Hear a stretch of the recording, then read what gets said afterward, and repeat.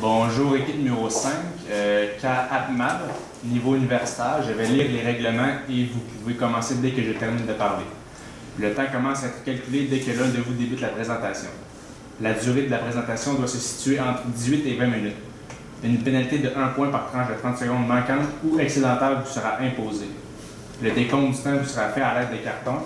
Lorsqu'il reste 15 minutes, 10 minutes, 5 minutes, 1 minute et 30 secondes. Des cartons comme ça. Le décompte des 10 dernières secondes sera fait à l'aide de mes mains. Lorsque votre présentation sera terminée, les juges auront droit à une période de questions d'environ 5 minutes. J'invite maintenant les juges à se présenter. Bonjour, mon nom est Benoît Gingras. Je suis CPA CGA et je suis contrôleur financier chez Forex. Super. Bonjour, Mme Jonathan, la directrice d'opération chez Plastic. Bonjour, Kevin Lepage, chargé de compte chez Plastic. Est-ce que c'est possible d'avoir un contact visuel avec chacun des participants? Avec oui, je me balance ça tout le temps. Est-ce que c'est possible de tester le cliqueur? Juste voir que le cliqueur, oui, il n'y a pas de problème.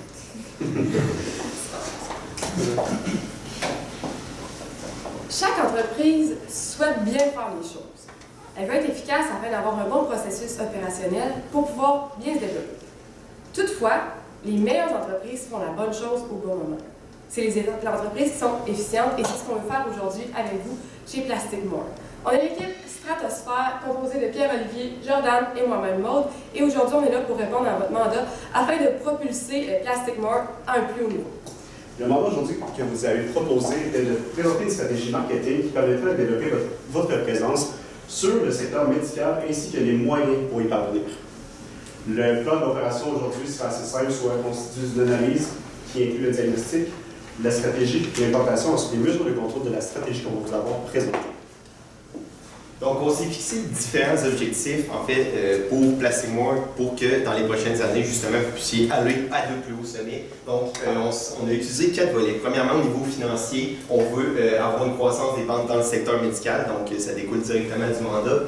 Ensuite, au niveau des clients, on veut un accroissement du nombre de clients, encore une fois, au niveau du médical, et un développement de fortes relations d'affaires avec les clients actuels pour conserver une bonne base de clientèle.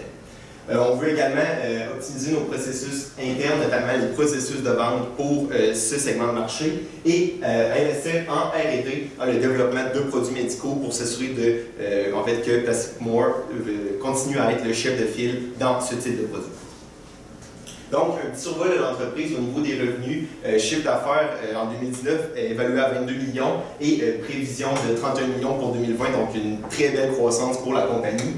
Les segments actuels, 4 segments, donc au niveau de l'automobile, de l'industriel, du médical et du militaire. Et au niveau géographique, donc siège social, un bureau de vente et 6 bureaux, 6 usines à l'échelle mondiale. Et un avantage comparatif au niveau des normes ISO, donc plusieurs normes qui démontrent la qualité opérationnelle de l'entreprise. Et la salle blanche là, qui est vraiment un bel avantage comparatif étant donné que c'est très peu utilisé chez la concurrence, étant donné que c'est dur à obtenir une salle de ce type-là. Le premier constat qu'on a fait concernant l'entreprise, c'est d'abord que le marché médical est vraiment croissant. Ce qu'on veut faire avec ça, c'est qu'on constate que les besoins plastiques et également en plaques microfluides sont grandissants. L'orientation qu'on va prendre vis-à-vis de ça, c'est vraiment de miser sur les produits de qualité qui répondent aux normes exigeantes du secteur médical. On a également constaté que Plastic More a vraiment une excellente notoriété, qui est notamment due à considérant à la fiabilité, mais aussi au respect des nombreuses certifications. Vous êtes certifié ISO, puis on veut vraiment pouvoir utiliser ça afin de... Exactement, l'orientation, c'est de consolider l'avantage concurrentiel que vous avez sur le marché, ainsi que dans les investissements dans recherche et développement.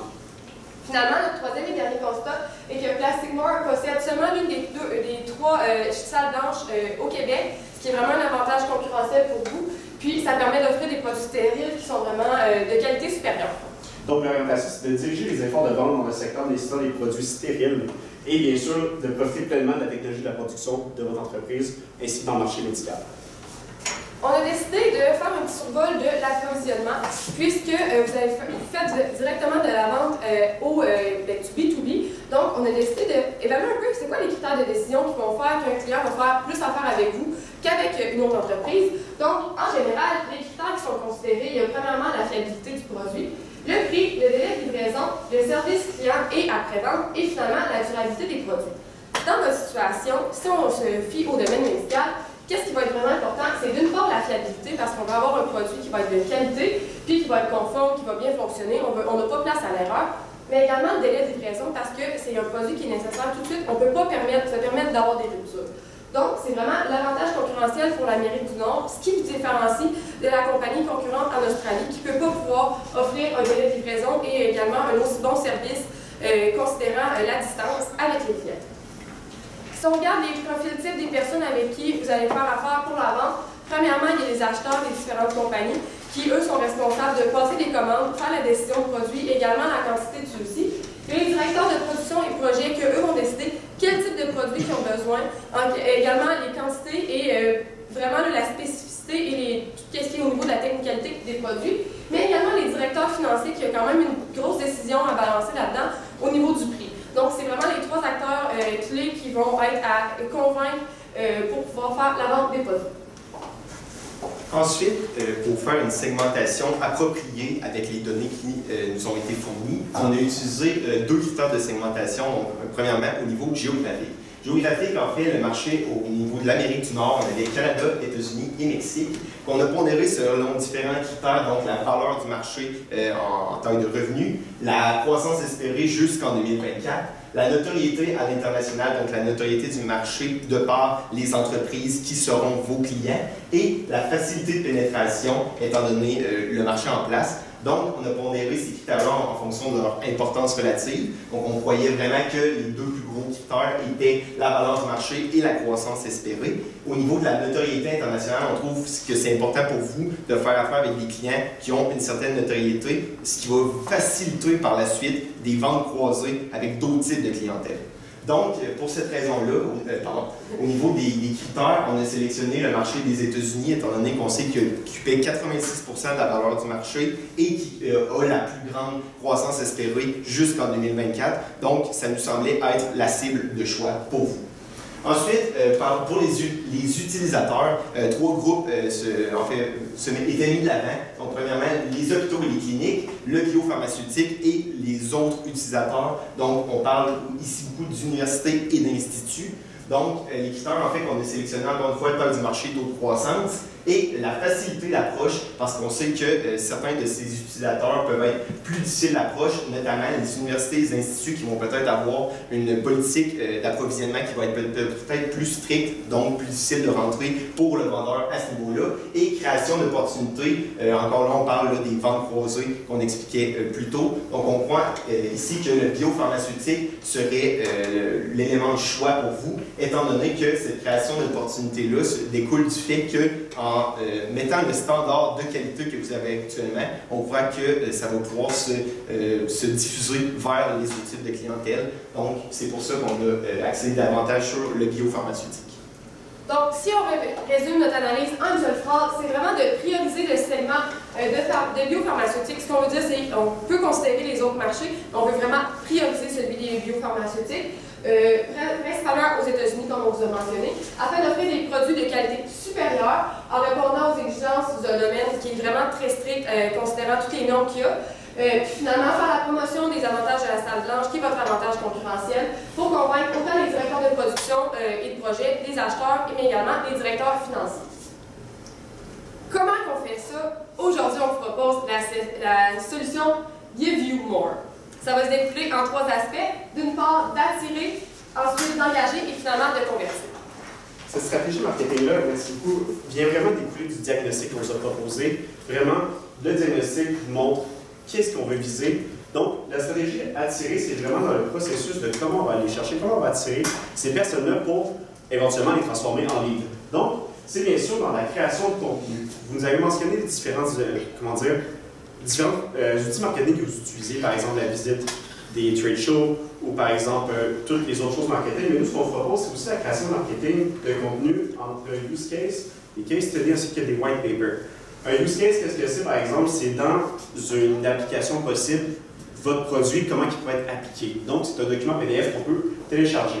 Un case study, si vous avez déjà plusieurs clients, c'est de mettre de l'avant comment votre produit a été bien implanté chez le client et comment il est bien utilisé.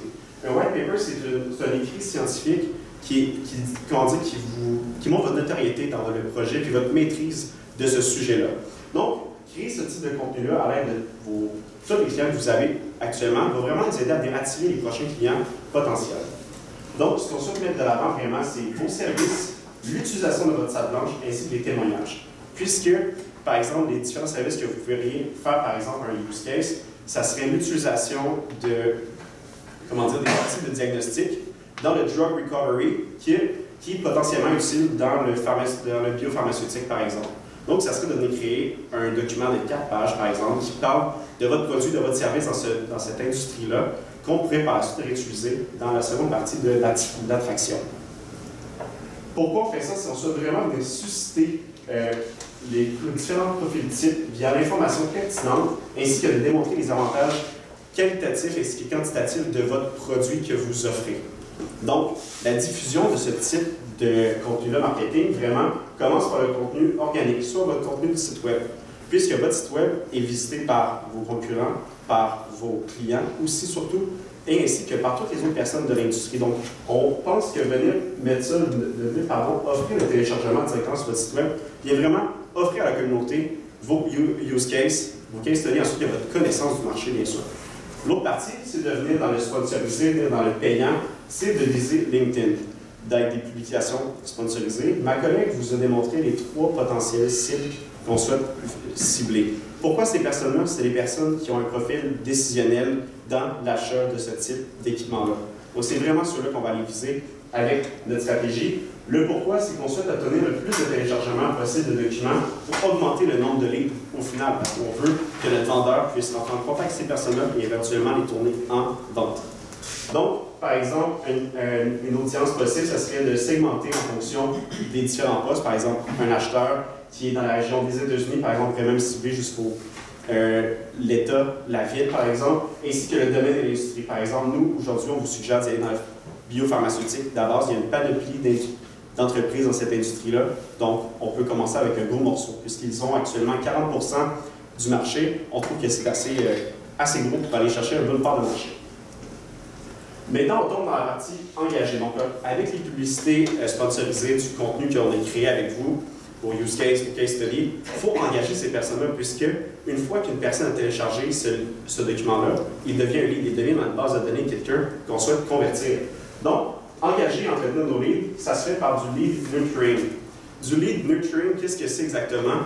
C'est la création d'une chaîne de courriel qu'on envoie à cette personne-là dès qu'elle rentre dans notre base de données pour éventuellement la convertir et lui donner un score. Donc, on peut utiliser dans une chaîne de courriel comme ça, par exemple, 7 courriels. Vous cliquez sur l'annonce que j'ai publiée sur LinkedIn, donc vous rentrez dans ma base de données. Une semaine plus tard, je vous envoie une vidéo qui montre notre entreprise. Si vous cliquez sur la vidéo, vous tombez automatiquement dans mon deuxième courriel. Mon deuxième courriel, je peux vous envoyer, exemple, un case study qu'on a fait, par exemple, dans le domaine biopharmaceutique à Québec, par exemple, avec GSK ou, je dirais, Optel, par exemple. Donc, on vient vraiment, ainsi de suite, nourrir notre lead avec de l'information pertinente, avec ce qu'on fait de mieux pour éventuellement le convertir.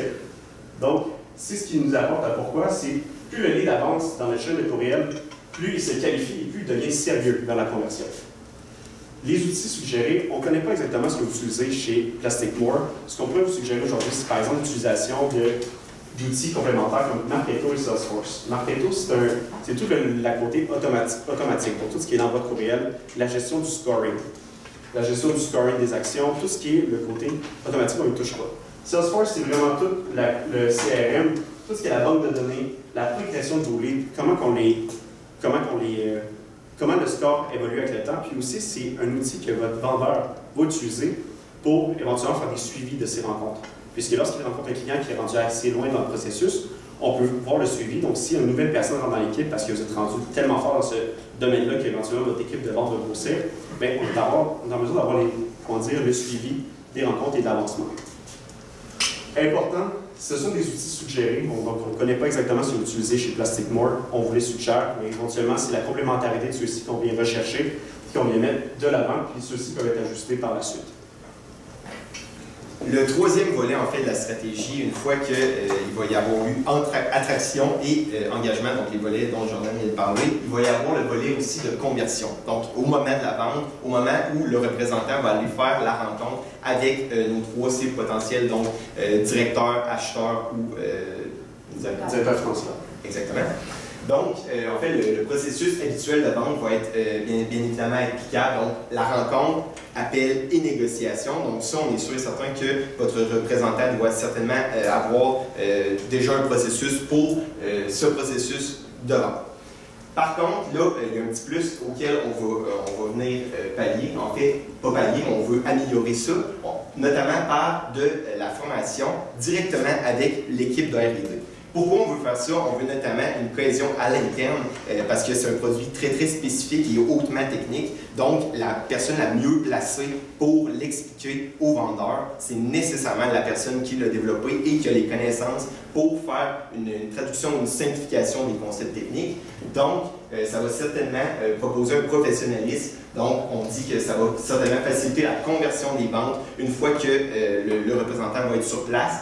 En favorisant l'optimisation des rencontres, étant donné que la personne qui va être l'utilisateur final va pouvoir mieux comprendre les fonctionnalités et les bénéfices du produit, et ça va également augmenter le professionnalisme du fait que Placing More va pouvoir se démarquer par ce processus de vente-là.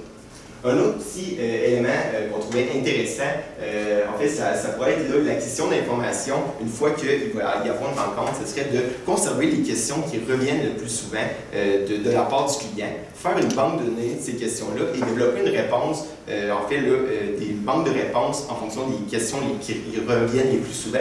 Puis, il y aurait la possibilité de développer des vidéos en fonction de ce contenu-là qui seraient accessibles une fois que le client serait dans notre base de données, de façon à, s'il y a une question, il pourrait directement avoir accès à du contenu en fonction de ces différentes questions. Donc, faciliter l'accès à l'information et, par le fait même, augmenter votre service à la clientèle s'il y aurait des bénéfices, autant pour vous, étant donné que ce serait de l'automatisation, mais également pour le client qui aurait plus facilement accessibilité à l'information.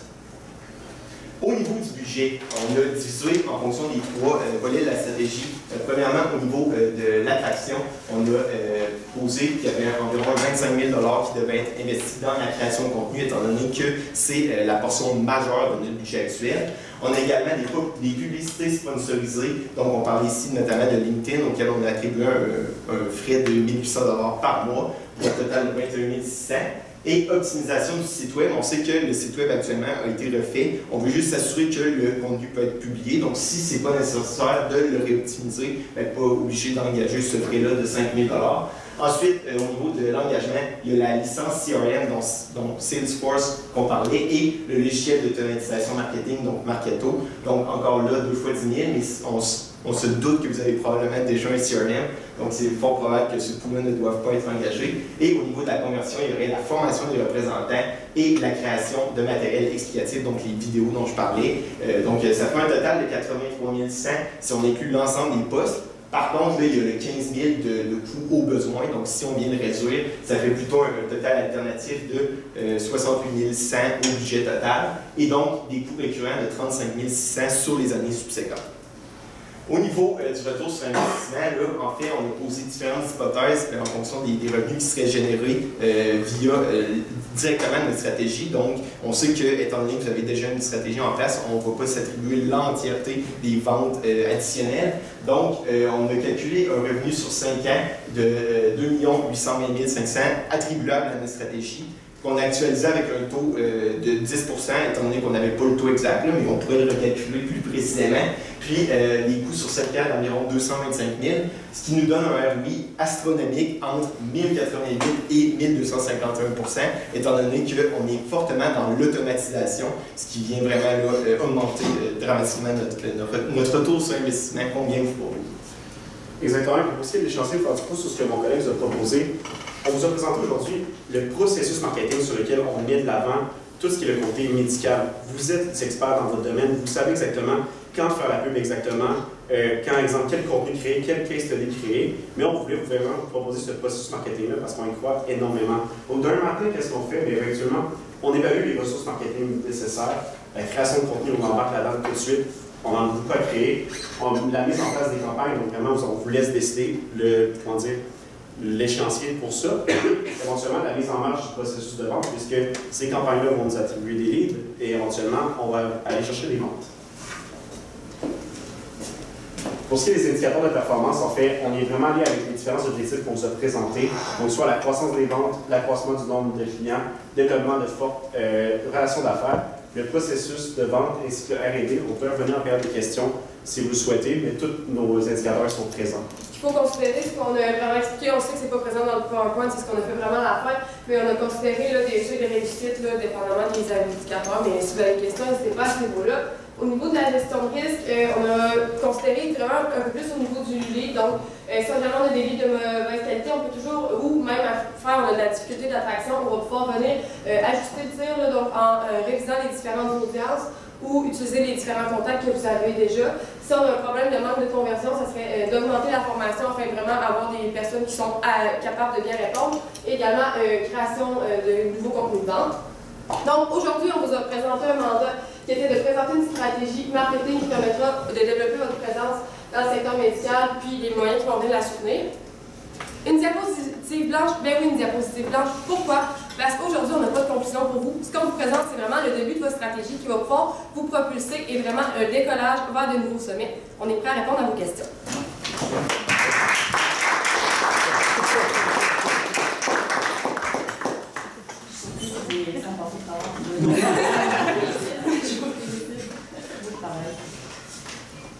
Première question, c'est dans le de vos stratégies, vous parlez de la création des case studies. Oui. Comment on fait pour convaincre les clients d'embarquer dans cette création-là de case studies si eux, en fait, c'est leur avantage de penser ou d'utiliser le case study? Bien, tout d'abord, c'est la relation que vous avez avec vos clients. Puis un case study, si vous n'êtes pas obligé, c'est certain que ce qu'on souhaite, c'est nommer le client, puisqu'on utilise son nom pour leverage, mais vous pouvez aussi en créer sans nécessairement utiliser son nom directement. Par exemple, en disant un client que dans le monde de la bière, étant leader de son marché, là, vous faites une certaine description du client. Ensuite, vous faites le case study, ça se fait très bien. Mais éventuellement, on met de l'avant sur la relation client que vous avez actuellement qui embarque avec nous dans ce projet-là. Dans votre point de création de contenu, vous avez 3 points. Lesquels que vous prioriserez? Bien sûr. Bien sûr, si vous êtes présent dans le domaine biopharmaceutique, le case study, puisque vous êtes déjà présent. Si vous ne l'êtes pas, je dirais avec le use case, puisque ça vient vraiment démontrer l'application de votre produit dans ce domaine-là. Puis par la suite, le white paper qui peut être le troisième selon moi si on fait les rankings. Je ne suis pas un expert en marketing, nous autres, mais jusqu'à quel point est-ce que vous pensez que c'est dangereux de se faire voler du contenu si vous mettez tout ça à la disposition de vos clients? On ne voit pas vraiment ça comme étant du voler du contenu, on voit comment éduquer l'industrie. On souhaite vous propulser comme étant leader, vous êtes déjà leader. Donc, en montrant le chemin, l'industrie va simplement s'améliorer, puis éventuellement, on va être en mesure de s'implanter dans les entreprises. Donc, c'est la façon dont on le voit. Partageant cette information-là, c'est simplement rendre service à l'industrie, éventuellement le transformer en vente avec le processus complet. Considérant que c'est un marché niche, c'est un peu plus difficile de pouvoir se démarquer pour quelqu'un qui n'est pas dans le domaine, donc c'est pour ça qu'on peut y aller avec ce type de stratégie. Un matin, je vais mettre en place notre stratégie marketing. J'ai personne en chez nous en marketing. C'est quoi le profil idéal que je vais embaucher? On dirait qu'une personne qui est vraiment, comment dire, quelqu'un de motivé à la base, qui veut apprendre. Puisque votre domaine, vous êtes les experts, vous devez avoir une personne qui veut apprendre ce domaine-là puis est en mesure de partager ses connaissances marketing directement avec le poste en place. Probablement quelqu'un qui est flexible compte tenu qu'on vise les États-Unis, donc capable de parler anglais puis qui est prêt à se déplacer. Vos KPI, on les a pas fait souvent. Je ne sais pas si on peut pas les reculer sur le... Non, mais en fait, c'est pas nécessairement parce que j'ai une question, mais si on la laisse en background, c'est juste pour regarder les hypothèses là, que vous aviez prises pour lancer votre cas et tout ça. Donc, je ne sais pas si tu veux faire un petit résumé. Oui, certainement. En fait, pour la croissance des ventes, on a mis un 20 ce qui est quand même audacieux, mais on sait que le marché est en forte croissance, puis actuellement, ce n'est pas nécessairement le segment le plus important, mais c'est certainement le produit qui a la plus grosse opportunité dans les prochaines années. Donc, c'est pour ça qu'on a utilisé ça à ce montant-là. Pour l'accroissement du nombre de clients, en fait, on a utilisé une augmentation de 10 basée sur notre 20 d'augmentation des ventes. Donc, on croit qu'un une augmentation de 10% du nombre de clientèle peut générer un 20% d'augmentation des ventes. En fait, la satisfaction de 90% des relations d'affaires, on voit que, étant donné que c'est quand même un marché très de niche, c'est très primordial d'avoir un haut niveau de satisfaction de la clientèle. Donc, c'est pour ça qu'on l'a fixé assez élevé. Puis pour faire du pouce là-dessus aussi, avoir des clients dans ces sondages-là qui répondent à ces critères-là, c'est bien sûr eux qu'on va utiliser pour faire les case studies éventuellement. Puisque c'est les clients avec lesquels vous avez la meilleure connexion, c'est sûr que vous allez vouloir mettre de l'avant pour être en lien avec vos produits. Effectivement. Donc, c'est sûr. Ensuite, le taux de conversion des nouveaux leads, qu'on a fixé à 20%.